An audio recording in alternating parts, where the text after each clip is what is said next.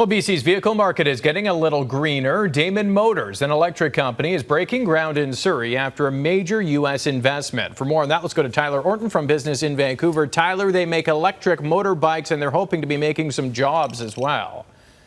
Yeah, when Damon Motors' new plant in Surrey opens in next year, about 12 months from now, it will be home to about 800 workers, and it's going to be a 110,000 square foot facility capable of producing 40,000 electric motorbikes at top capacity. This is coming shortly after it raised $30 million US from investors. So that money is being put into the economy quite quickly. And the question is, why pursue something here in Metro Vancouver? We have another electric vehicle company, Electric Mechanica. They're producing their vehicles in China, in Arizona.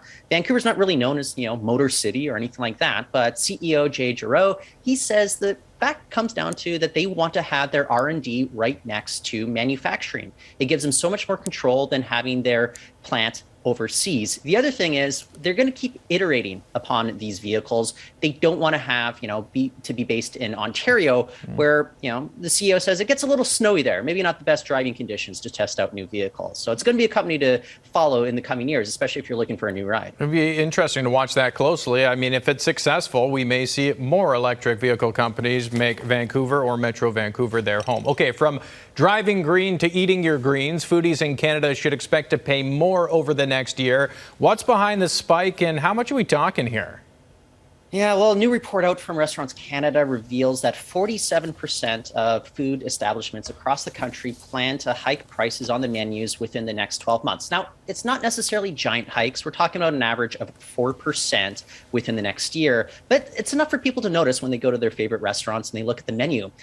The other problem is about 6 out of 10 restaurants are operating at a loss as of July. That's why we need to have price hikes for many of these restaurants. It's just not sustainable the way that they're doing things now, especially as we look at the fact that 10,000 establishments across Canada have closed during the pandemic. There was about 60,000 right before the pandemic, and there's been a lot of worker attrition as well. But the good news is more people are getting vaccinated, and the report kind of figures that we'll be seeing more people dining out in the coming weeks and months, at least since July, and that could help the industry big time moving forward. Always providing so much food for thought. Thank you, Tyler. That's Tyler Orton from Business in Vancouver.